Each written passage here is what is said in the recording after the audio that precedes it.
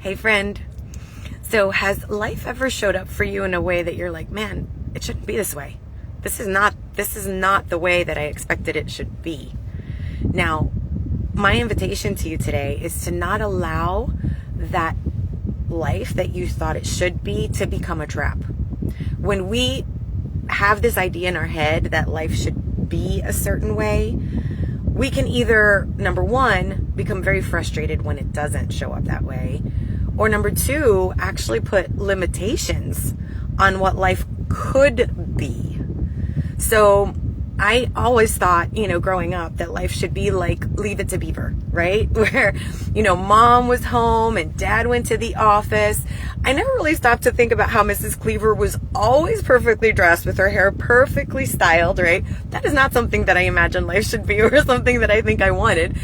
And it definitely has not showed up that way in life. But I expected that if I wanted to be a stay-at-home mom, which I did, that meant that dad had to be going out to the office.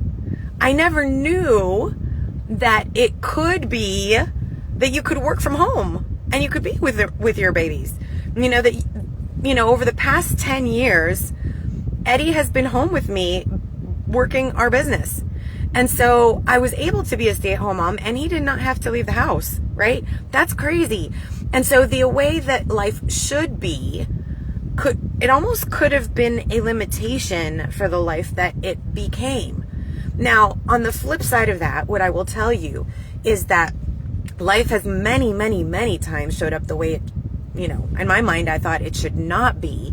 And it actually became a trap that made me feel frustrated and actually depressed.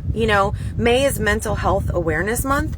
And I think that it's important that as we consider mental health, that a lot of times getting trapped in the way that we think life should be contributes to those feelings of anxiety and depression. I know I have been there. Every time, I will say every time. So when the girls were 4 years old, I had 5 pulmonary embolisms, right? Which are clots in my lungs. And even though I'm so blessed that I am alive, and I kept hearing, you're so lucky to be alive. On one hand, I should have just been grateful for that. And I am. But I didn't understand I didn't realize the emotional impact that it had on me to realize that's not the way I thought life should be, right? For the mother of 4-year-old little babies to have blood clots and have to be on blood thinners for the rest of my life, right? And so I didn't think that life should be that way. And over the past several years, I've learned 2 different things. Is number one, who said life should be a certain way? I don't know if you've ever watched the show, Whose Line Is It Anyway, right? It's super funny where they give the actors a prompt and there's multiple actors, right? 1 or 2 or sometimes more. And those actors have to roll with that prompt. And I was watching, I can't remember where it was like instructions on how to do improv. And they were saying that the best thing that an improv actor can do is to never negate what the previous person said. Basically, they need to roll with whatever it gets thrown at them.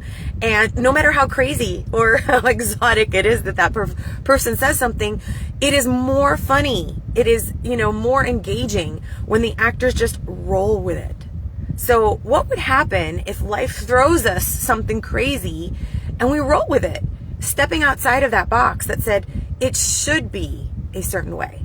That's the first thing that I learned. The second thing that I learned is that my greatest disappointments so far in life have become some of God's greatest appointments.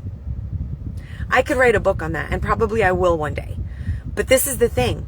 Just because I'm disappointed does not mean it can't be part of a really grand plan that I know nothing about. Just because it's not the way I think it should be does not mean that it cannot be great.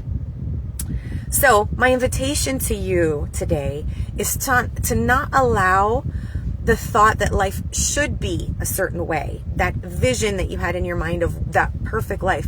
Don't allow that to become a trap for you that could either lead to depression or to a very limited life.